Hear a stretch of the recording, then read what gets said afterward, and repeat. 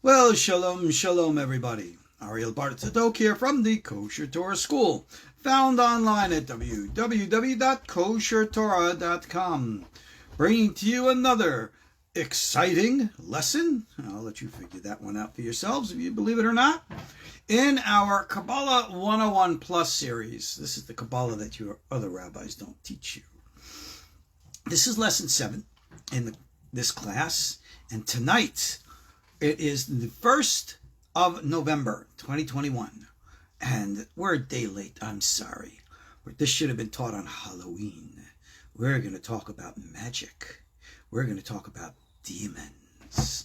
We're going to talk about all kinds of interesting other school types of Torah. That's right. We're going to talk about, we could talk about wizards and warlocks. We can talk about magic. We can talk about all kinds of stuff. We can even get into voodoo dolls. What the heck does a voodoo doll have to do with Judaism, you may ask? Well, I will let Rabbi Eliezer of Worms, the famous Balarokach, I'll let him answer for you from his Sefer Chochmat Adam, because he's the one who talks about it almost 1,000 years ago, believe it or not. So, as you know, the purpose and direction of this course is to expose to you all the other, again, we're stuck with words. Mystical trends, secrets of the Torah.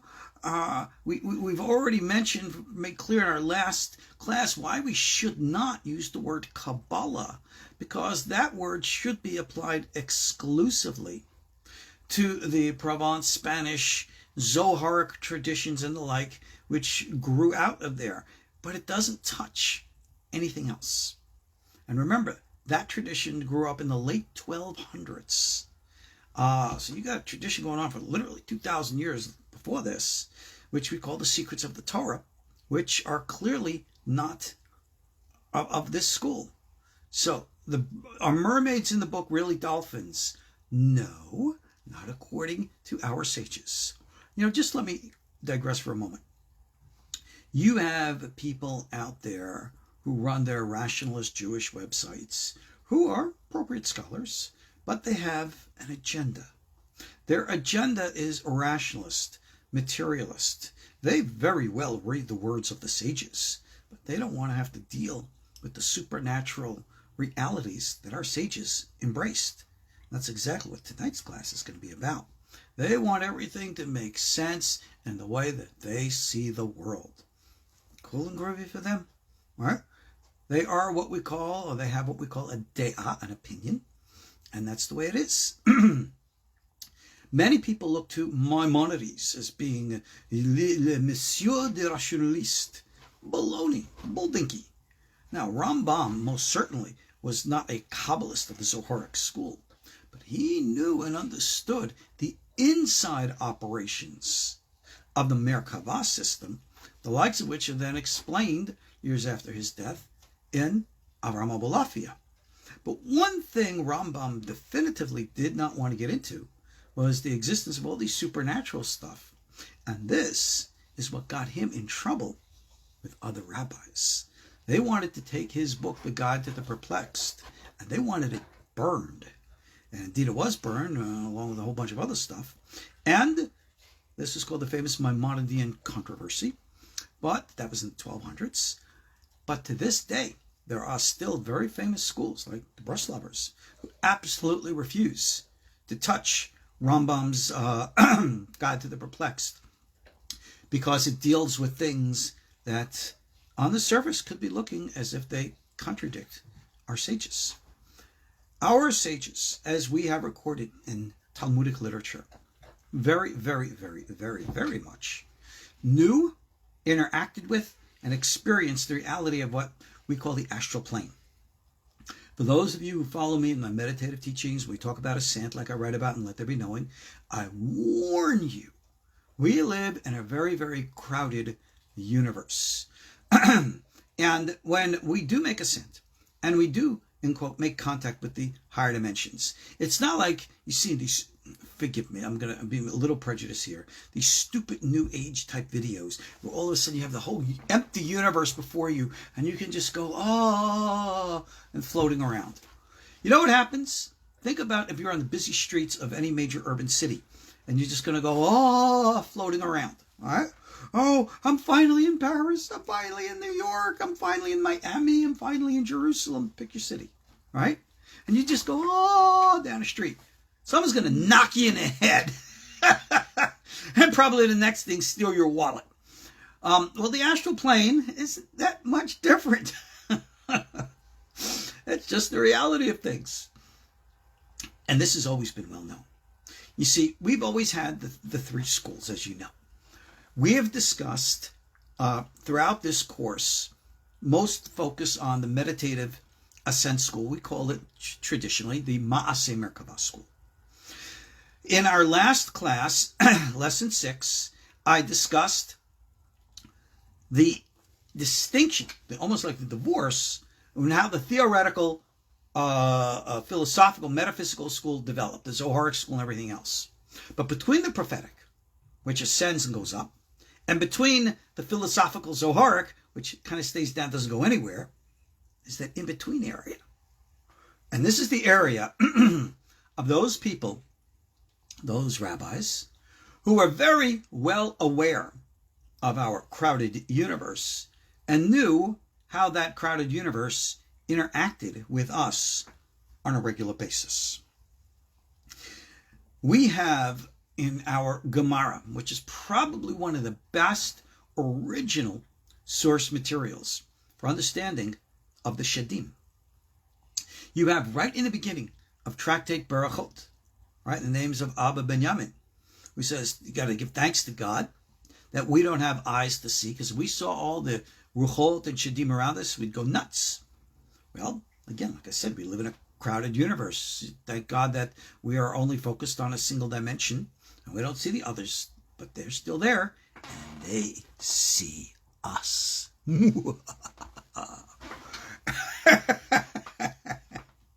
Don't get superstitious on me, please. All right, let's stay grounded. The reality of these parallel worlds is pshat. The interaction with these entities is pshat. Now, I see somebody here is talking about lost souls. We're not going to get into the lost souls or the nishmot of the artalain. Those are the dibbiks. And you know, dibbik, people talk about dibbiks today all the time. I just got a book here. I'm going to show it to you. I haven't had a real chance to look it up yet. Something that has no source in Judaism, but apparently is out there today, and it's called Dibbik Boxes and How to Make Them.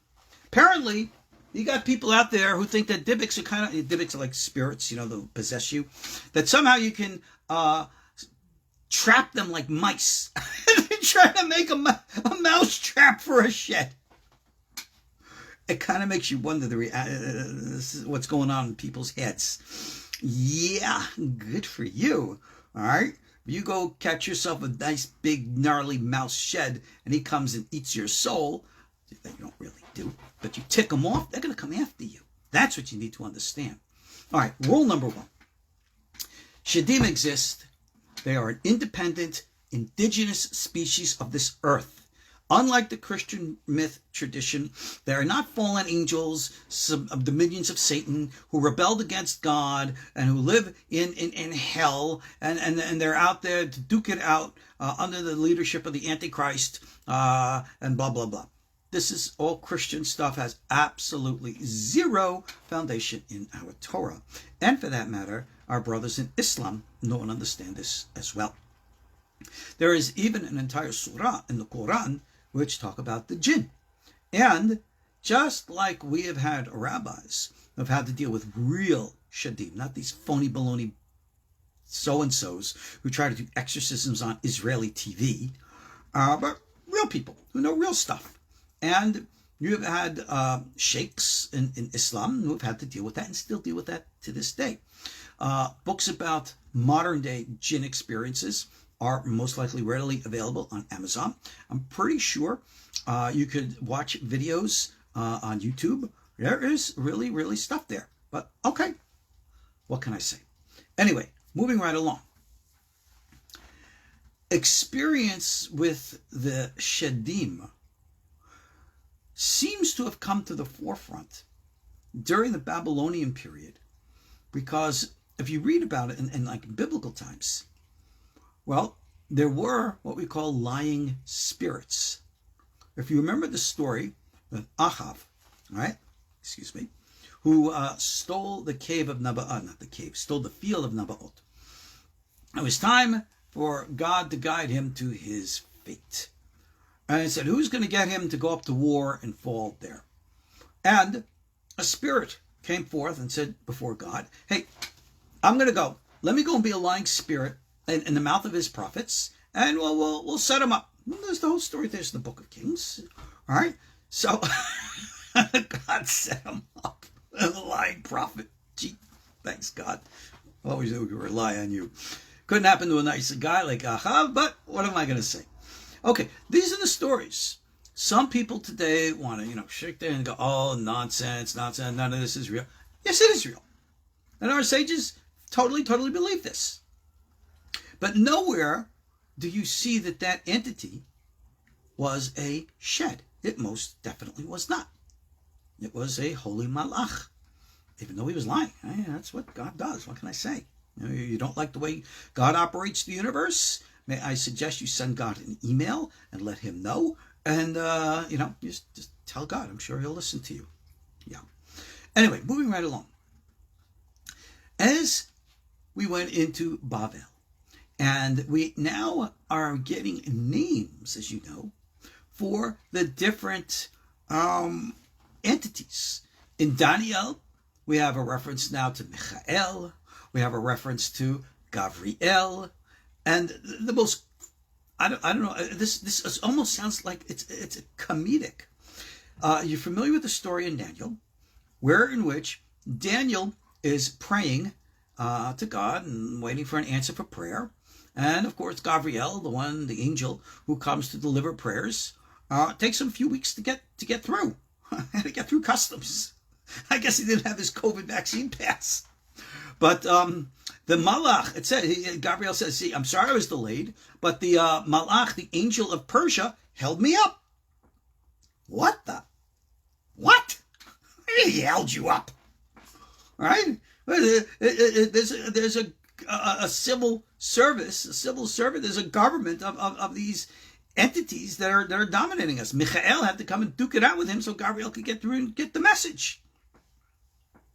It sounds so weird because you have so many of these modern day rabbis who say, have simple faith, simple faith, simple faith. The problem with this, in quote, simplicity is that they revert you to an infancy instead of a purity of childhood. And therefore, when the reality of the real world hits you, you're completely unprepared to deal with it.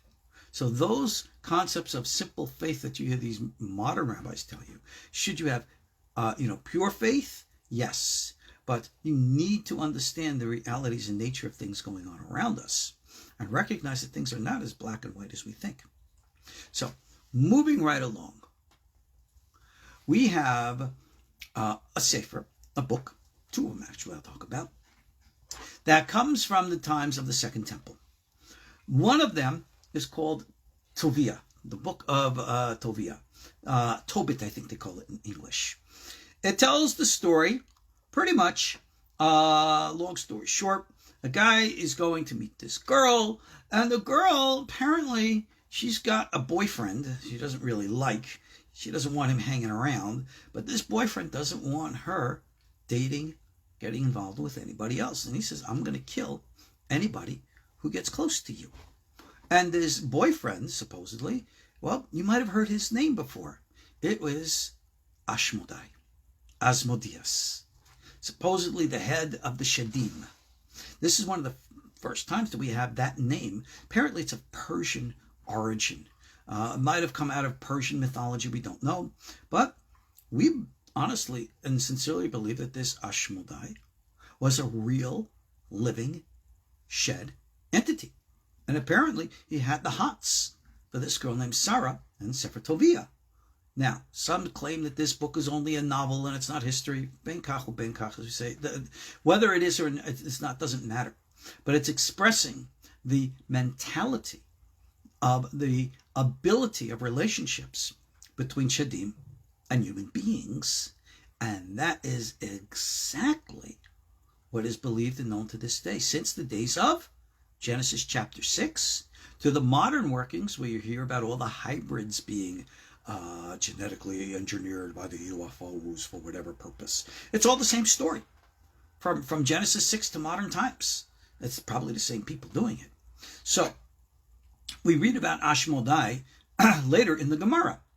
According to a story in the Gemara, when Shlomo HaMelech, King Solomon, you remember about King Solomon, we're going to talk about him too. Well, when he had to build the temple, if you remember, you could not build with hewn rocks. You couldn't take hammer and chisel and cut the rocks. The rocks had to be cut by something called a shamir. It was described as a little worm. Many today speculate it must have been some form of a laser technology. And it supposedly was kept under lock and key by none other than Ashmodai. So Solomon sends the head of his bodyguard, Ben Yehudah, and he says, here's my famous seal, the seal of Solomon. This is to show Ashmodai, I am the king of Jerusalem. I sit upon the throne of Hashem here on earth. I need you. I'm calling upon you in the name of Hashem to come and bring me the shamir. And Ashmodai agrees. Not only that, according to legend, Ashmodai brought up an army of workers, Shadim workers, who actually built these substructures of the temple in Jerusalem. So for those of you who think that they're these airy, ghosty-like type things, well, they're the ones doing the work. Okay, now. And the Gemara tells other interesting, funny stories about the relationship of Ashmodai to Solomon, but that's more legend than not. But other stories have developed that Solomon, he had this mastery of what we would call knowledge of this realm. It became the foundation of a tremendous amount of the modern occult. So one of the books from the Second Temple period is called, I think it's called Testament of Solomon. And it speaks about Shlomo and his relationship with all the Shadim and stuff like that. And from this developed to this day what we call Solomonic magic. And of course, we have the famous book today called The Keys of Shlomo, Maftach Shlomo, which I think they have the grimoires, the occult versions of these available. I've seen the English translations. I actually have the original manuscript that was published by Bakal way back when in the 70s. And I actually had the honor of actually sitting with Rav Kadori, who took me through the Maftach Shlomo and was showing me how different things in it were kosher, those things which were not. Now, what we see coming out of Maftach Shlomo, which is really of later origin, we obviously had earlier works, was interactions with the higher dimensional plane. Like we said in Gemara, Berachot, the whole world is full of these entities. They're all over the place. And it was also during this time period that we started and developed all the legends about the interactions and the fear of the different Shadim who would come, with one specific group called the Mazikin, who are the ones to cause harm. Excuse me for a second. One of these who cause harms is the female demon known as Lilith. Now, you will actually find that name written once in Tanakh. But needless to say, the name, as it is understood in Tanakh, somebody's asking me a question of most rabbis, aliens, and extraterrestrials. Judging from what I know, I think a lot of these rabbis are definitely not of this world. I don't know where the hell they come from. I think they come from La La Land. But that's from my peers. Okay, let's get serious, please. Lilith is a legend, a story of a group of these mazikin. A mazik means harmful. Now, there is a group of ruchot, entities. We technically should not call them shadim because they are not. And they are kind of like animals on the psychic realm who eat, let's be blunt, human life force energy and human blood. They're the psychic vampires and physical, the source of the legends of physical vampires. If you get into a lot of the modern UFO stuff and you talk about the little gray guys, the good little gray guys went on record with, according to the legends of those who know, that their food is blood. And they said they don't like eating blood in front of human beings because it freaks out human beings. But they said, hey, you eat the meat with the blood, we get rid of the meat and we just go for the blood directly. So they're vampires. Really, really. No, not Bela Lugosi type with the little fangs, or in the stupid movies they have today, the hot, sexy looking guys who are vampires and blah, blah, blah. No, not like that. That's Hollywood ridiculous. These entities are like animals. And from their point of view, they're not malevolent. With all due respect, from their point of view, they're just eating. If you went into the jungle and you came across a man-eating tiger, a man-eating lion, is that an evil demon? No, it's a hungry animal. And if you don't move your you-know-what, you're going to end up as lunch. It's the same thing with these entities. The way that we human beings behave, sex, drugs, and rock and roll, we create energy signatures, which are almost like that red ball of target, which we paint right on our souls and draw these entities to us, and they isolate, insulate, and take their own and eat them up. So this is what Ashmodai was trying to do with this lady Sarah in the book of Tovia. You can read in Kava Yashar, which is available online in English at Sfaria.org. I think it's pretty much chapters 68 and 69, translated into English. And the story of a guy who was married to a shed wife. And when he died, the shed wife and the kids claimed to have inherited the house. And they wanted to keep the house. They had to go to a real, honest, human bet din to duke it out. The Kava Yashar brings down the story. This is real stuff. So this kind of interaction to this very day. Now, most people think, oh, I see Shadim. No, you don't. You don't fill your head with imagination. But if you open yourself up to things, you very well can be inviting these entities. We are not the highest of the food chain on our planet. That is what our sages learned. So this is that middle school, Kabbalistic magic, we call it. Now, what do we do with all of these different entities? Well, the Gemara, don't try this at home, boys and girls, gives you an actual formula. They said, you can do some formulas, some rituals, and you take like salt or flour, put it around your bed at night, and when you wake up, you'll see like little chicken scratches through it, as if the feet of demons supposedly have the feet of chickens. Why chickens? All right? Why not ducks? Who knows? But you're supposedly able to feel and sense them. One of the ways that you can sense one of these entities to this day is if you have a dream or an experience where you feel something or see something sitting on your chest. That's a sure sign that something's coming to get you. Okay, with all that being said, what do we do? Who can we call? All right? Well, before the days of the Ghostbusters, the rabbis from ancient times used to develop, kind of like Solomon with the seal, a placard, a notification. Dear whoever is this individual soul is under the protection and the property of Hashem by the power and authority of this and that spiritual entity, force, angels, whatever. And we call this a kame'ah, an amulet. Now, you have the likes of Rambam and others who say, this amulet's a bunch of baloney. They don't work or anything of the kind. And I've even seen websites that offer, according to the pictures, beautifully written amulets.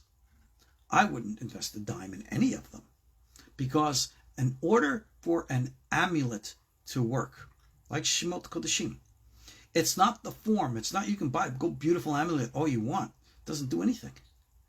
It's you and your emunah, your faith, your energy that either activates it or deactivates it. Many people today, those who have money, want to go and buy big and beautiful things to make themselves look whatever. And they'll go spend hundreds of $1,000s on this and that amulet, and I have this. And if it is done with an attitude of arrogance, then instead of it being a blessing, it'll be a curse. Because remember, that which is looked at is not really the words on the paper or on the parchment, but the energy signature that goes into these things. And again, the Maaseh Merkava schools to teach you how to deal, how to experience the energetic signatures of things. Not everybody can do that. So the rabbi said, okay, if you can't do that, well, at least let us tell you what you can do about it. So, amulets of all kinds have been written. You can have amulets that will give you blessings for money, for love, to bless someone, to curse your enemies, to protect you from evil, and the like. You have many, many different books that are actually almost like encyclopedias of amulets. And no, the Shorashei Shemot of Rabbi Moshe Sekuto is not one of them. But amulets are known, they're notorious for a very curious, this is Raziel. You can see it here on the cover. They have a very curious kind of lettering, alphabet in it. That which you're seeing here is called Angelic script.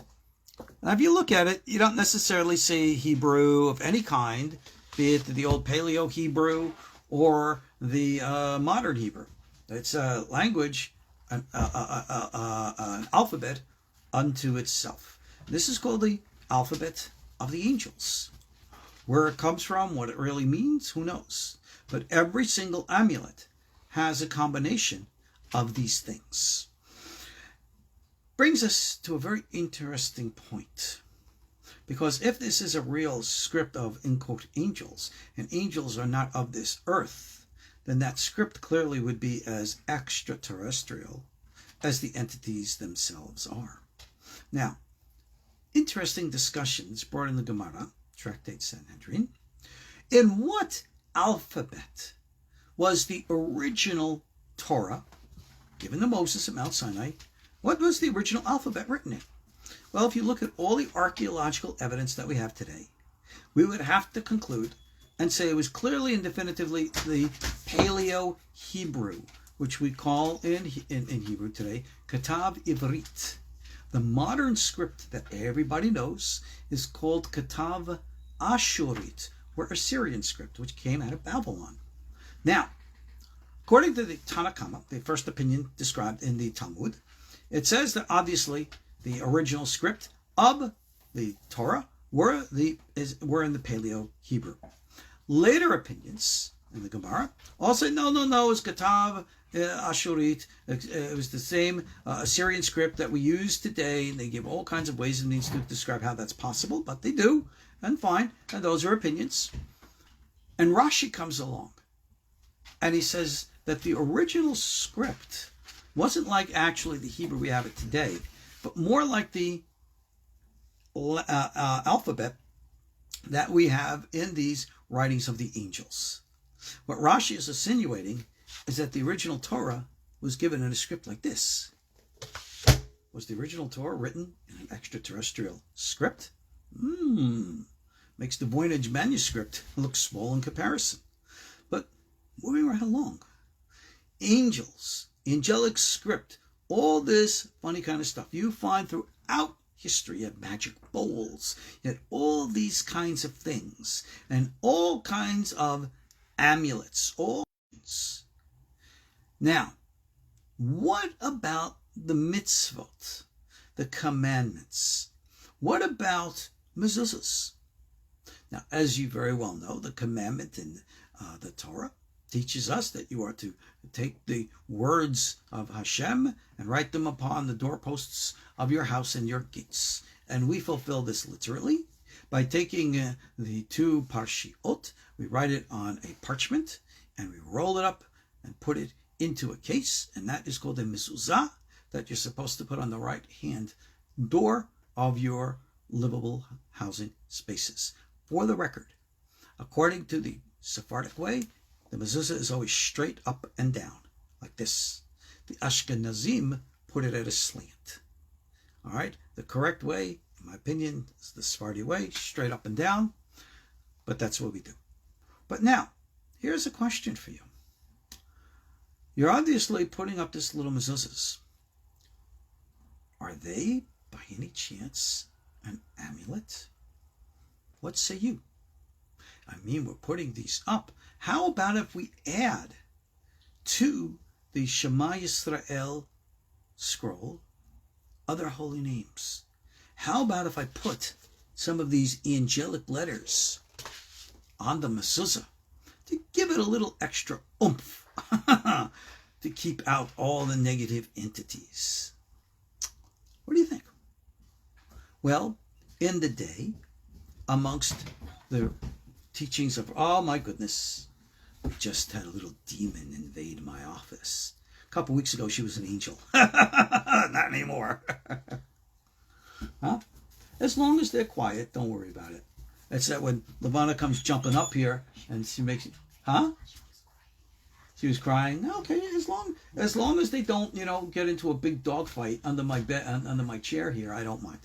All right?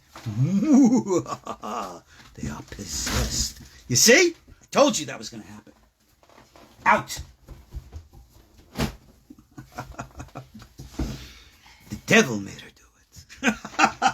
Please, I'm only teasing. Never take that stuff too seriously. But let's go back. We're going to now have a rabbinic halachic discussion. Are mezuzot, are they an amulet or not? If you read halakha, especially Maimonides, he's going to be pulling out his hair and he's going to say, God forbid, this is a commandment of God. It is not given for the purpose of an amulet to keep the demons out. It's to fulfill the word of the Lord. You do it. Shush. Well, I confess that is Maimonides' opinion, and for the most part, the opinion of many halakha today. But in the day, not everybody agreed with that.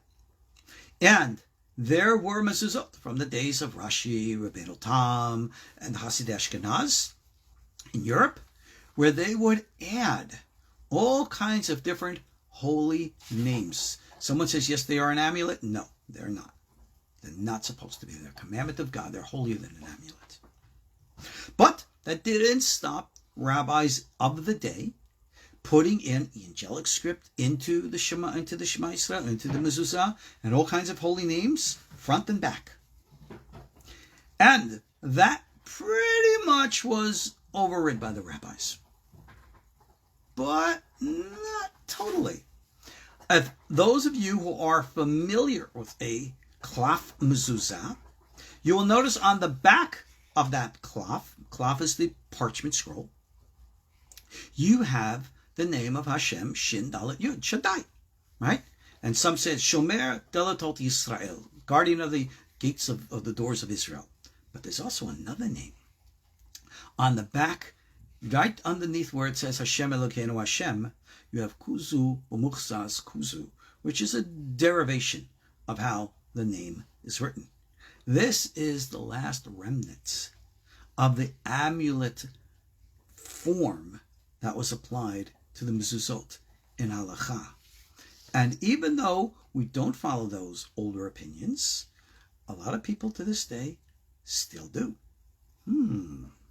And I knew a scribe way back in the day in Chicago, a very dear friend of mine, who would write these old form mezuzot with the, angelic stuff in it. And that's just the way it was. Now, let's talk about these guys. They are given a name today in history. They're called the Hasidei Ashkenaz. They're living ballpark right around the same time as Maimonides is in Egypt. And they're up north, northern France, and Germany in the area. These guys, including amongst them was Rashi. And I always said Rashi was well aware of the secrets of the Torah, Was he a Kabbalist? Not in the Spanish way, most definitely. None of the people in that community were. But they knew the secrets of the Torah. Rashi, the famous biblical commentator, he knew and understood many of the secrets of the Torah. He writes about the holy different names of God and everything else. He understood things. But his name is not, no, I shouldn't say his name. His purpose in writing wasn't to, expose those things. But he does echo them many a time. His grandson, Rabbeinu Tam, also knew these things. And yet many others of this school. One of the great rabbis of the Balei Tosfot was Rabbi Yehudah Hasid. Rabbi Yehudah, the Colonimus family, I think they were originally from Italy, and they moved up north. There's supposedly some kind of a Bavel connection from where they received their teachings. And they, Rabbi Yehudah especially, wrote a book called Sefer Hasidim, which at one time I know was available in English.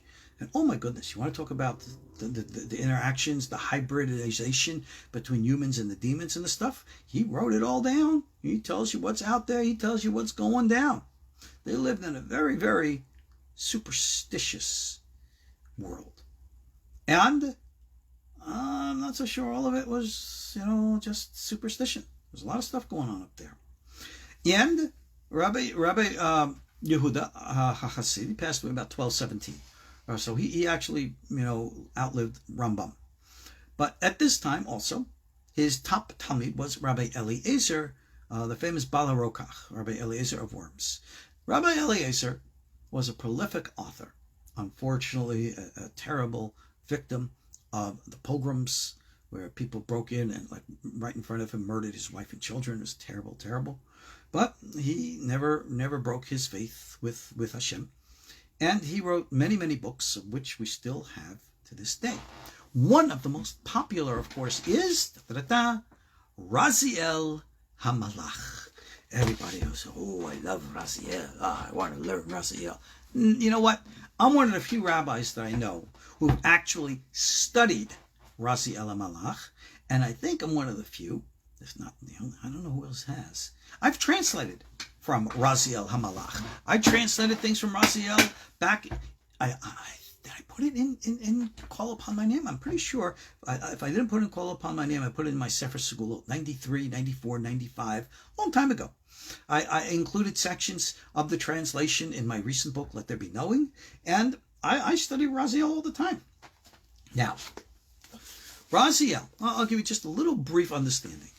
First of all, this is a book which is really, the Hebrew word would be mishbushba. It's really mixed up because it deals with so many different things, none of which are in order. You go into the half of a chapter and you break and you go and you're off in a different topic, etc. It deals with mostly agadot, midrashim. It deals with astrological things. It deals with a lot of the names of angels of the different times and places and spaces. And then it goes into big details about the name, the 42-letter name, and of course the 72-letter name. So here, this is just an average page here, which shows you some of the 72 triads and one of the meaning. He's got 3 different views and ideas of what each of the triads of the 72-letter name mean. And I've translated some of that, etc. And here's the section called Hapeolot, the functions. Ooh, how do you use them? That's what I translated in Let There Be Knowing. If you're interested, you can go check it out there. So the book deals with all of this writing stuff and has all kinds of prayers and stuff like that. And all of this is emphatically pre-Zoharic and doesn't deal with anything, the likes of which you find later in the Zohar. Now, what makes the Raziel, the claim to fame, who's dyslexic tonight, are its amulets. It only has a few. This is an amulet against Lilith. These are the 3 entities, Sanui, Samsanui, and Sababnach.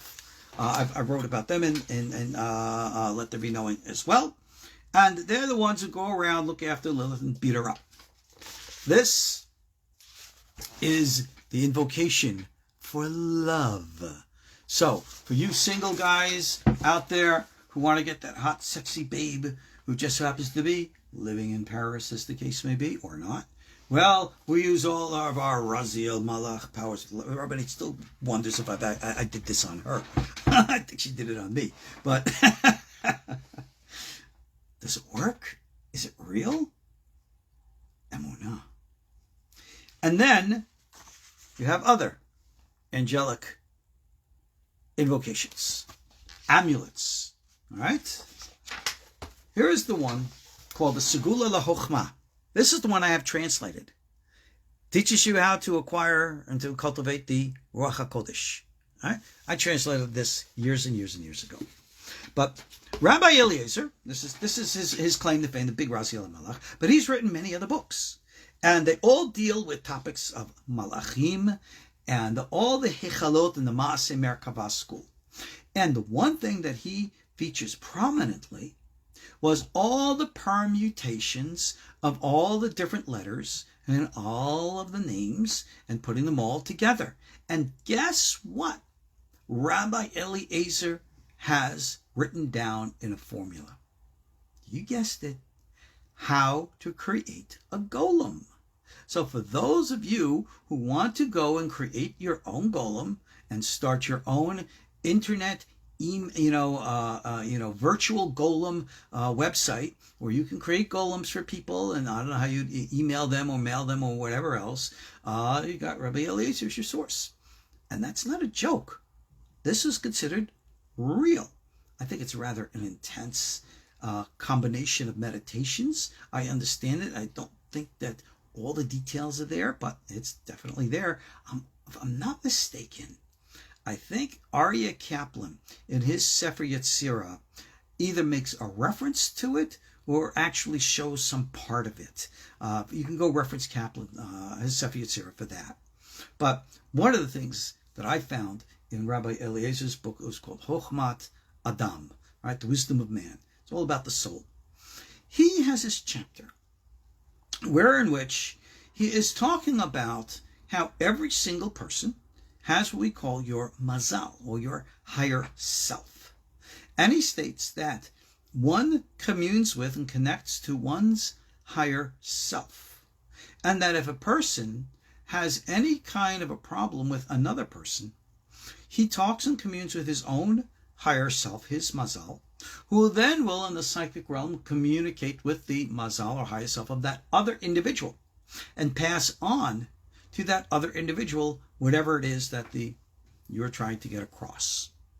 And he says, if and when you have to punish a rasha, punish an evil person, he says you should make some form of an effigy of that individual. And as you meditate upon the effigy of that individual, call upon your higher self, your mazal, to go and get the mazal of the other guy who's represented in your effigy and smite him, strike him, hurt him, poke him with a pin. And then that mazal entity goes to that other individual and inflicts that physical damage on the person. All through this effigy. Now, he wrote about this in Chochmat Adam, for real, 1,000 years ago. We have a name for that kind of effigy today, correct? A voodoo doll. No, I don't think Rabbi Eliezer was in the back room of the synagogue taking little pins and sticking. I'm gonna get you. But he explained the psychic reality of how this stuff actually works. Now, you got to understand, Rabbi Eliezer of Germiza is a very famous, we call Rishon, a very famous, authoritative, impeccable rabbi. The works of the permutations that we see in him clearly were taken by Abulafia, who was living right after the time he passed away. I think he passed away in the 1230s sometime. Then Abulafia comes up, and he's doing pretty much the same system as was Rabbi Eliezer Germiza. Now, there's an interesting legend, which I'm pretty sure is fictional, but it's told anyway. Remember, the real school of, in quote, the secrets of the Torah, are not in Spain. They're in France and Germany. And they're the old Merkava school. Clearly, historically, definitively documented, end of story. With that being said, what about this developing school over now in Spain? Who gives them legitimacy to come up with their whole brand new scheme of things? Legend has it that Rabbi Eliezer of Germiza used Kfitzat Haderech. He was a Kfitzat Haderach. And he traveled to Spain, met the Ramban Nachmani, and taught him Kabbalah. Now, I'm pretty sure that's a legend, because the Torah of Rabbi Eliezer of Germiza and the Torah of the Ramban Nachmani in the later Zoharic tradition, the two have almost nothing in common with one another. I, here at the KosherTorah School, have always focused on the older teachings. So, years ago, I taught many, many things from Rabbi's book. By the way, here's that book. Chochmat Nefesh. I think instead of Chochmat Adam, Chochmat Nefesh. Sorry. There's another Raziel HaMalakh. This is one of the ones I teach from. It's called Sefer Raziel. All right? And he has in here the laws of Malachim, the laws of Metatron, the laws of the Kisei Kavod, and many things. I've translated from this. I've taught this. I am almost certain that I have selections of these lessons on our YouTube channel for those who are interested in pursuing knowledge and information in that material. But anyway, moving right along. I'm going to share with you now one of the old systems that, you know what, I'm going to take a step back. Step back. Magical books. We've talked about them before. I mentioned to you Maftach Shlomo, famous Keys of Solomon. This is one of many books. There is really this big, super thick book of real magic, which has never been published to this day. Everybody seems to know about it, but no one talks about it. It's called Shoshan Yesod Olam. And in it, it has all kinds of good, juicy, magical formulas. You want to make a magic carpet ride? I got the formula for it. You want to be invisible? Got that one too. You want to turn your neighbor into a frog? Something similar. Supposedly they got that too. Yet all of this wild, wild stuff, in all honesty, I confess, in all of my years of study and practice, I have never done an invocation to turn my neighbor into a frog. All right, I know maybe that disqualifies me as being a true holy Kabbalist, but what can I say? I'm not into turning people into frogs. Some of them might already be frogs. I don't know. I guess some of you ladies out there should maybe you have a kiss a frog or two if they turn into a prince. Well, you never know. But that's actually where that whole fairy tale concept comes from. This kind of teaching, in which you could actually be transformed by what they call magic. Now, just for the record, real work in this field is not superstitious nonsense like unfortunately I see all too many people do today. It's based upon an understanding of the real interactions of the world and how and what you're supposed to do with them. Now, with regards to amulets, an amulet pretty much says, in the name of Hashem, or in the name of this and that angel, I'm hereby commanding everybody to do this and to that. Yeah. I gave this example in Let There Be Knowing. I said, think about this. Go out to a police officer on duty, doing his job, and say to him, Officer, I am commanding you now, in the name of the captain of your department, in the name of the mayor of this city, in the name of the governor of this state or province, in the name of the leader of our nation. And I'm ordering you in all their names to do what I am telling you now to do. What do you think that police officer is going to do? Well, let's say instead of just taking out his billy club and bonking you in the head like you would deserve, he decides to, all right, I don't know who this guy is. Maybe he's got some legitimacy. So he reaches for his radio and he calls to his department head. He calls back to the precinct, right? And he goes, Captain, I got some crazy guy out here who's commanding me in your name, in the name of the mayor, in the name of the governor, to do X, Y, and Z for him. Do you guys know anything about this?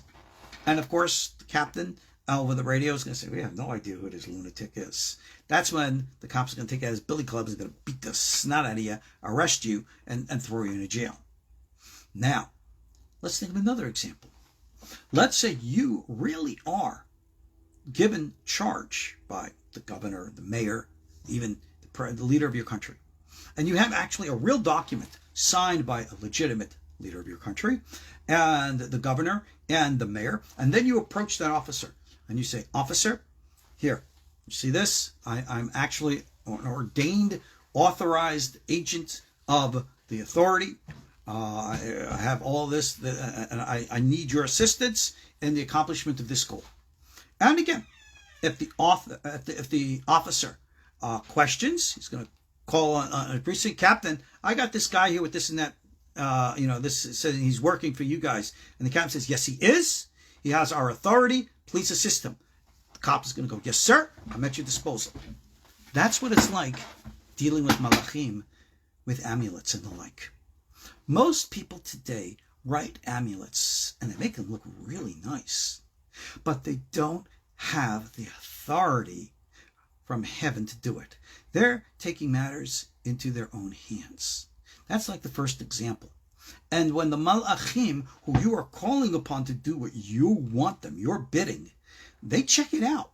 And when they find out that your energy is not into it, your heart is not into it, that you don't have the blessing and authority from Hashem to do it, instead of being angels of blessing, they turn into angels of curse. And they will kick your snooty little butt.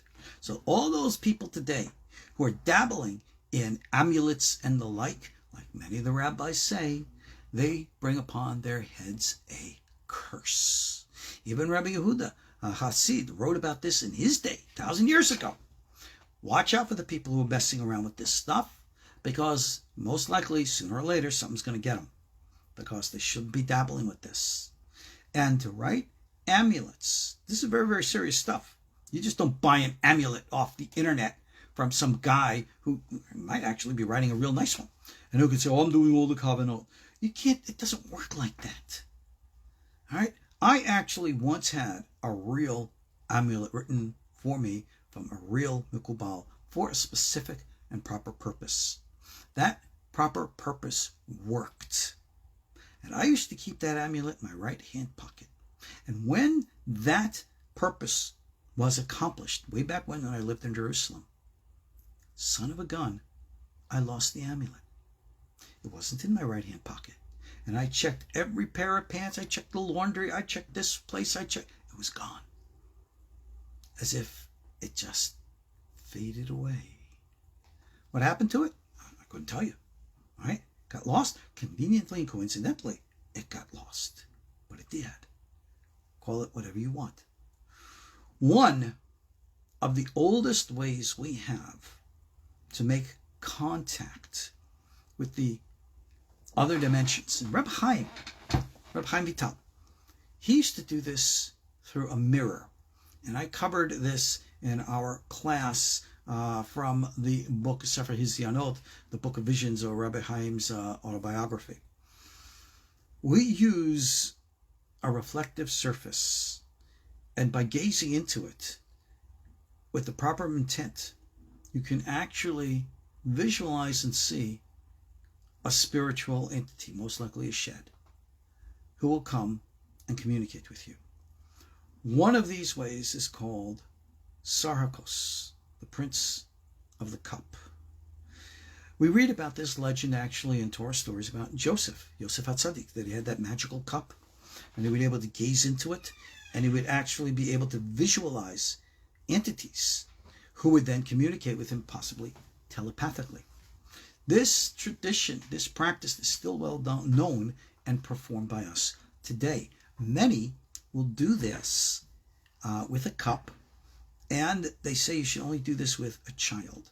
Well, There are other ways and means of how this can be done today. And you know what? I'm in a mischievous mood.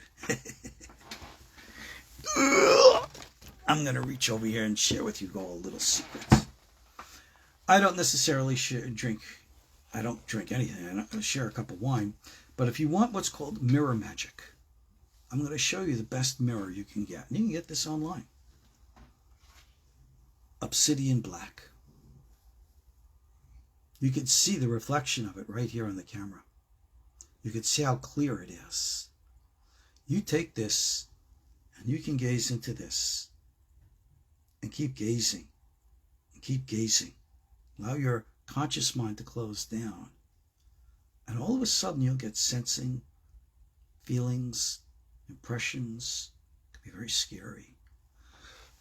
Is it a psychic tool or a psychological tool? Maybe they're one and the same. Some people are very frightened to do this, but this is the basis of what we call sarkos, mirror magic. Rabbi Chaim Vital did this. That's where we learn it from. And it can be done to this very day. So remember, what you see on the other side of the mirror might not just be your reflection.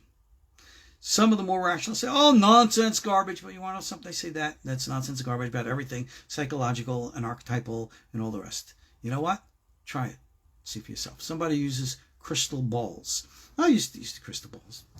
I like the flat surface better. Works better for me. But to each their own. So, like I said, we have had a long tradition of this type of practices, these types of practices, and these types of books. Raziel HaMalakh is one of the ones you know well. Shoshan Yesod Olam, no one knows because you can't get a hand of it. Have you ever heard of Rafael HaMalakh, the book of the angel Raphael? Readily available. It's one of these types of magical texts. Dating back to the end of the 19th century, late 1800s, there was a rabbi in Israel named Rabbi Avraham Hamoui, and he wrote a whole selection of books, including these types of things. Before him, you had the Baalei Shem Tov, the other Baal Shem Tovs in Europe, Rabbi Yoel Baal Shem, Rabbi Adam Baal Shem, who also wrote books, Niflaot Ma'asecha, which dealt with a lot of these types of magical practices. This is where the Baal Shem, founder of Hasidism, got his name, because he was a master of these old books. And they're readily available. You can go to Svarim Center, my friend Rabbi Nissan, Svarim Central one. It's up there. And you go, they got books on all this stuff. Dream interpretation, palm reading, right? All these types of things, because in our Torah tradition, we consider this to be real. Somebody's asking for me to give a class on Rabbi Yosef Delarina. I already did that, 20 years ago? Translated the story. I'm pretty sure, did I put the Delarina lessons on YouTube? I don't know if I did or not, but if I didn't, I'll have to look into it. But anyway, these types of books of the old magical school, in spite of the proliferation of the philosophical Kabbalah of the Zoharic school. Remember, when the Ariel came around, 1500s, Safed, along with Chaim Vital, they dabbled in the magical school all along. Rabbi, the Ariel, Rabbi Yisrael Laura, was Ashkenazi, and he knew the old school of the Hasidei, Ashkenaz, and incorporated some of those teachings. Rabbi Chaim Vital, whose works were tremendously censored. One of the magical books that we have is something called Brit Menucha, the Covenant of Comfort. I think it's even been translated into English. The problem with these English translations is they don't explain what the hell the words mean that they're translating, and therefore it becomes, in my opinion, a waste. But Reb Chaim wrote an entire commentary to the Brit Menucha, and it gives all the angelic names and what this one's used for and that one's used for, etc. And again, this is all part of our magical tradition. Amongst the old Yemenites, you have books like Nachash Nehoshet, the brass serpent, which deal with all the angelic invocations and all these types of formulas. Books like this abound. They are still out there. I'm telling you, you can go to the Hebrew bookstores online and go into the Kabbalah sections and you'll see them. I don't know what on earth you're going to think you're going to do with them other than, put them on your shelf and make them look pretty. Even if you read Hebrew and if you're a Talmid Chacham and you want to practice, you got to understand the parameters. Like I said, we're in a very busy world. If you think you're just going to go up into that astral world and you're going to start throwing your weight around by doing this and that invocation, some angelic entity is going to look at you and beat the living snoots out of you. All right? You were warned, don't mess with Kabbalah Ma'asit. And that's what this is called, Kabbalah Ma'asit, Kabbalistic magic. And I agree with the rationalists in this respect. This is not something to dabble with. You really, really like learning martial arts. You're not going to go into an MMA battle, full-scale, full-contact combat, unless you know how to fight. You got to know what the heck you're doing. You don't just walk in there because you watched a couple of Bruce Lee movies, right? Kumite is real in that respect. And you got to know what you're doing. And this is probably one of the least known schools of our Torah, in quote, mystical tradition. So, that is a brief history of Kabbalah Ma'asit, the magical school. Rabbi Chaim Vital says, don't touch this. You don't know what you're dealing with. When you're dealing with the entities and the angels, you don't know who's good, who's bad, who's going to help you, who's going to hurt you. Like I said, when I had the great merit to sit with Rav Kaduri with the Maftech Shlomo in my hand. That's right, don't mess with Kabbalah magic. When I sat with Rav Kaduri with the Maftech Shlomo, he opened up the book. He said, you see the symbol? This is not a kosher symbol. Flip, this is not a kosher. This is kosher. This is not. This is kosher. This is. We went page by page. All right? I didn't get to ask questions. I just had to shut up and listen. But I remember to this day. All right? So somebody had dreams using mirror magic. All right? Well, there are a lot of things that you can see and experience. Remember, everything that you see in mirror magic is going to be a reflection of what is inside you. Better clean up the insides, your subconscious, or we call your klipot, because you're going to have to go through them in order to get up above. And the entities that come to cling to you, that's where they tap into your subconscious. So be careful what you put into your head, into your mind.